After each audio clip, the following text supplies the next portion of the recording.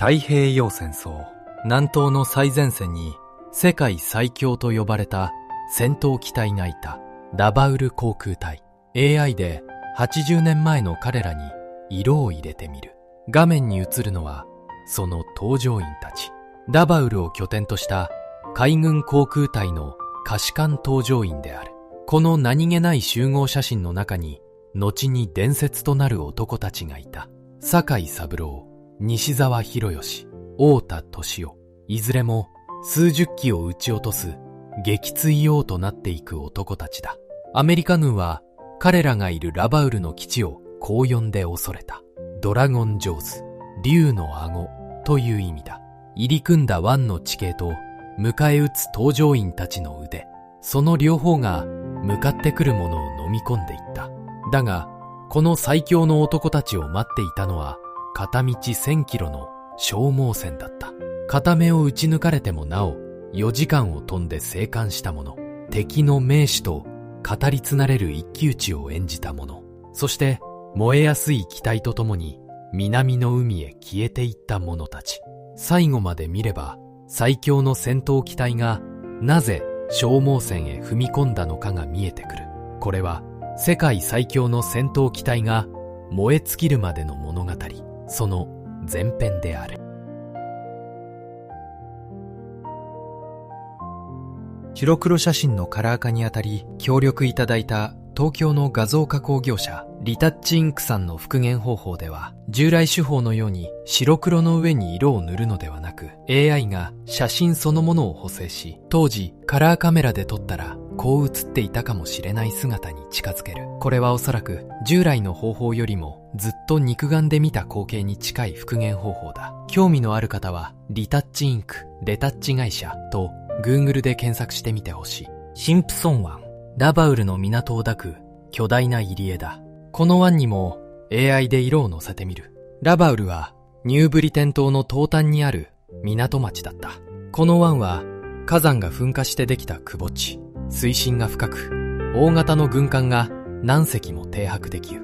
まさに天然の良港である。画面いっぱいに広がる湾に無数の艦船がひしめいている。そしてその上空を飛ぶのは日本海軍の一式陸上攻撃機。ここがいかに巨大な海軍と航空隊の拠点だったか。この一枚がそれを物語っている。日本海軍がこの湾に目をつけたのには理由があった。南方における海軍最大の拠点、トラック島。ラバウルはそこから南東へ突き出した位置にある。トラックを守る盾、そして敵地へ攻め込むための槍の穂先。その両方をこの一つの港がたらうことになる。だからこそ日本軍はここをどうしても欲しかった。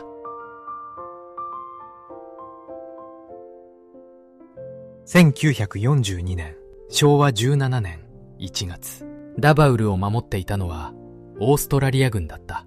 その数およそ1400名。日本軍はこの要衝を奪いにかかった。1月20日、空からゼロ戦と艦載機が襲いかかる。放たれたのは空母4隻、赤城、加賀、随閣、昇格、南雲機動部隊の109機だった。その一月半前に真珠湾を叩いたあの艦隊である。圧倒的な空襲を前に豪軍はなすすべがなかった。守りきれないと悟った豪軍は密林へと敗走していった。画面に映るのはその敗走の一場面。ニューブリテン島の密林を流れるアドラー川。退却する豪軍の兵士たちがその川を渡っていく。そして1月23日、ラバウルはわずか数日で陥落した。日本軍は直ちにこの地を大規模な航空基地へと作り変えていく。こうして後に連合軍を震え上がらせる航空拠点が生まれた。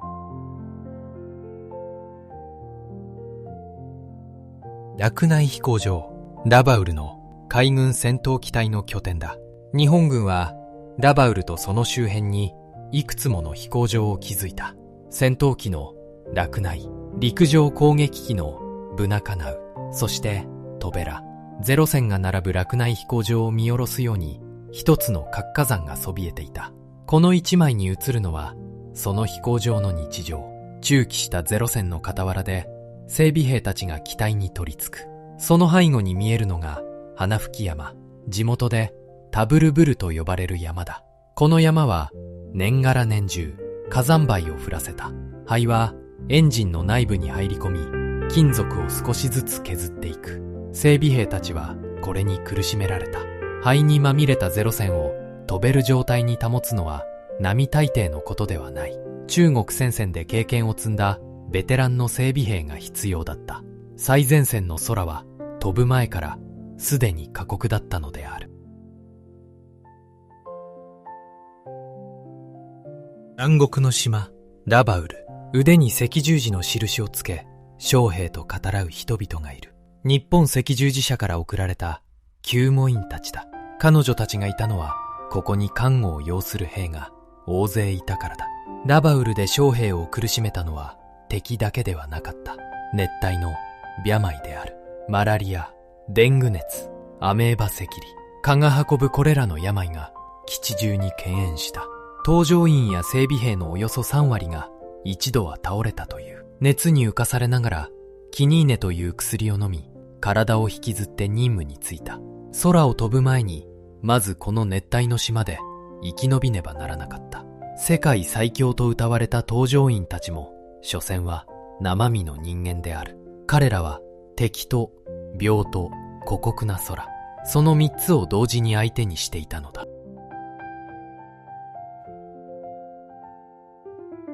編隊を組んで飛ぶ一式陸上攻撃機。そもそもラバウル航空隊とは何だったのか。実はその名前の部隊は存在しない。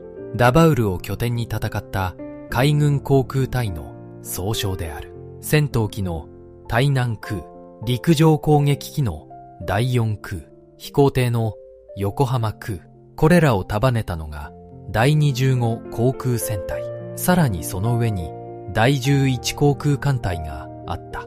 司令長官は塚原西蔵中将、後に草加仁一中将が引き継ぐことになる。戦闘機、攻撃機、偵察機、飛行艇、ラバウルには5つ6つの航空隊がひしめいていた。整備兵まで含めればその数は数千人に上る。これらすべてをひっくるめて人々はこう呼んだ。ラバウル航空隊と。そしてその航空隊の中に世界最強と謳われた戦闘機乗りたちがいた。対南海軍航空隊、略して対南空。ラバウル航空隊の中核を成した戦闘機体である。元は台湾に置かれた部隊だった。1941年、昭和16年12月、太平洋戦争が始まると、対南空はフィリピンへ出撃。アメリカ軍の航空部隊を次々と叩きのめした。続いて、ランイン、今のインドネシアへ侵攻する。オランダ軍、アメリカ軍と渡り合い、勝ち抜いてきた。海戦からの連戦連勝を支えた歴戦の搭乗員たち。その精鋭が1942年4月、ラバウルへ進出してきたのだ。彼らこそ、この時、世界最強と呼ぶにふさわしい戦闘機乗りだった。その腕がガダルカナルの空で試されることになる。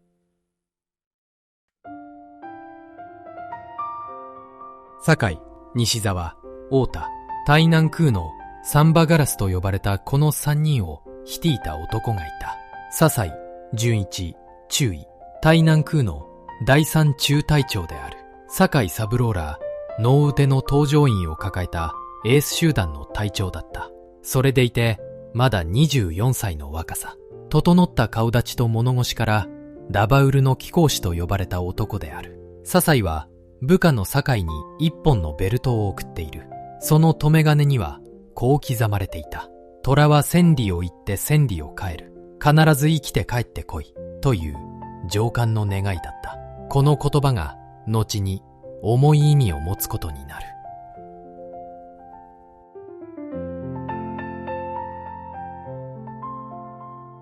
1942年、昭和17年8月7日。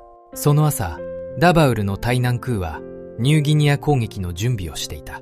ところが突然、命令が変わる。新たな行き先はソロモン諸島のガダルカナル島。この日の早朝、そのガダルカナルにアメリカ軍が上陸を開始したのだ。画面に映るのはその上陸の瞬間。上陸用の舟艇から武装した海兵隊員たちが砂浜へと駆け上がっていく。連合軍による本格的な反攻の始まりだった。日本海軍はラバウルの部隊に急いで攻撃を命じる。だがすぐに出せる兵力はわずかだった。陸上攻撃機27機、艦上爆撃機9機、そして護衛のゼロ戦が17機、合わせて53機。この日からラバウルとガダルカナルをめぐる長く凄惨な航空戦が幕を開ける。誰もそれがどれほど過酷な戦いになるかまだ知らなかった。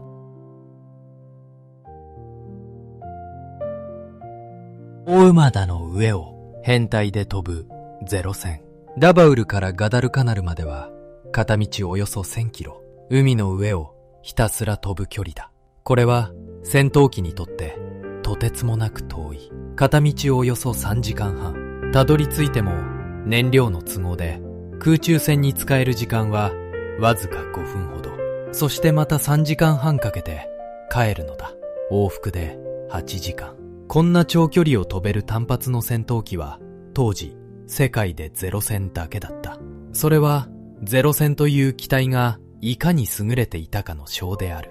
だが同時にそれは搭乗員に限界を超えた負担を強いることでもあった。実際空中戦で死ぬよりも帰り道に力尽きて海へ消える者の方が多かったという。世界最強の戦闘機は世界一過酷な任務を課されていたのである。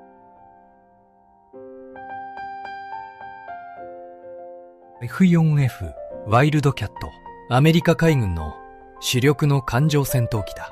8月7日、ガダルカナル上空にたどり着いたゼロ戦隊。そこへアメリカ軍の戦闘機が迎え撃ってきた。空母サラトガとエンタープライズから飛び立った F4F の群れである。ラバウル航空隊にとってワイルドキャットとの初めての対決だった。たちまち激しい空中戦が始まる。ゼロ戦隊は何機もの敵機を撃ち落としたと報告した。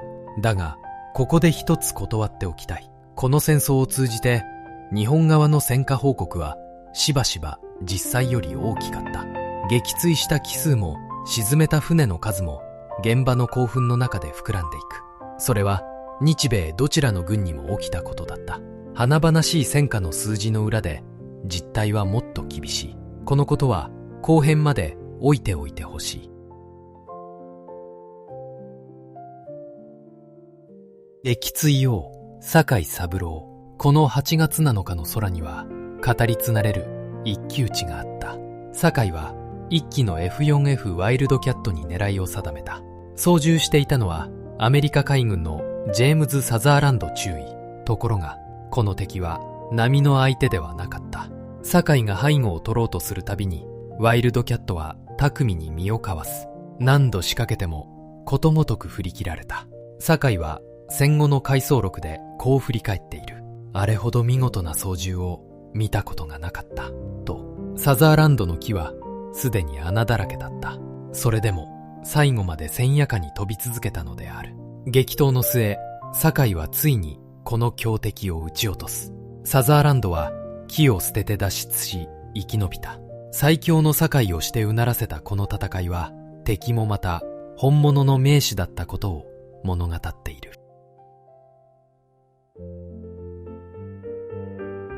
海面スレスレを飛ぶ石切陸上皇撃機。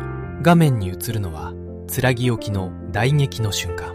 対空砲火の中を低空で敵艦へと突っ込んでいく。ガダルカナルの敵戦弾を狙ったのはゼロ戦だけではない。爆弾や魚雷を積んだ石切陸鋼も出撃した。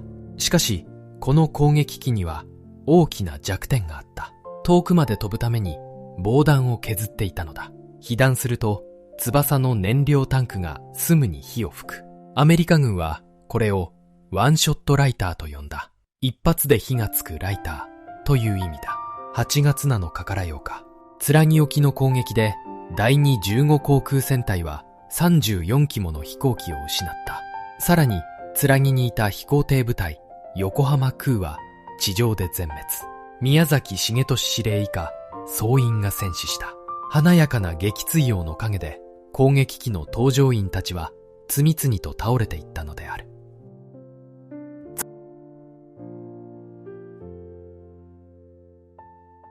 SBD ドントレス、アメリカ海軍の急降下爆撃機だ。この8月7日、撃墜王酒井三郎にも死の危機が訪れる。酒井は敵の戦闘機の編隊を見つけ、後ろから近づいた。ところがそれは戦闘機ではなかった。後ろ向きにも機銃を備えたドーントレス爆撃機の編隊だったのだ。気づいた時にはもう遅い。8機のドーントレスの後部機銃、合わせて16の銃口が酒井めがけて一斉に火を吹いた。酒井のゼロ戦の風貌は粉々に砕け散る。頭部に被弾。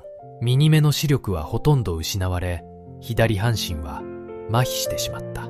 操縦桿を握ることもままならない。酒井の機は高度を下げ、海面へと落ちていった。誰もが酒井三郎は戦死したと思った。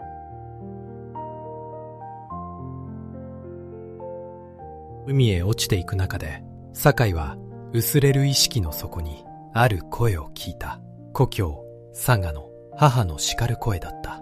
はっと我に返った酒井は、ほとんど無意識のうちに機体を水平に立て直す。マフラーで止血をして薄れる意識を必死に奮い立たせた。被弾から4時間50分、1000キロ以上を片目で飛び続け、酒井は奇跡的にラバウルへ生還する。まともに着陸できる体ではなかった。ヤシの木と同じ高さまで降りると、酒井は足でエンジンを切り、惰性で着陸した。もう一周していたら燃料切れで落ちていたという。この一枚に映るのは生還した直後の酒井三郎。首には白いマフラー、頭に傷を負った酒井の周りに仲間たちが集まってくる。酒井はその肩を借りながら基地司令に報告し、力尽きてその場に崩れ落ちた。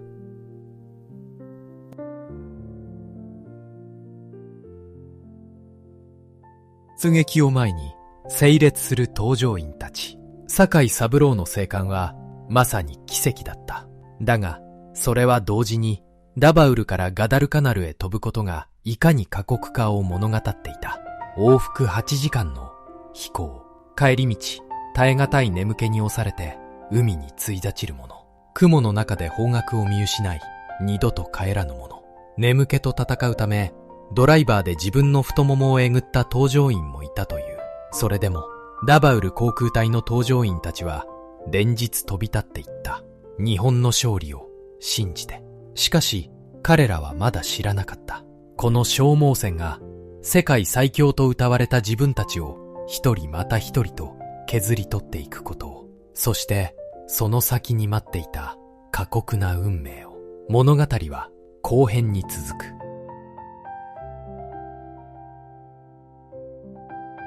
南東の最前線、ラバウル。アメリカ軍が竜の顎と恐れた航空基地だ。火山灰と熱帯の病に苦しみながら、日本海軍はここを一大拠点に育て上げた。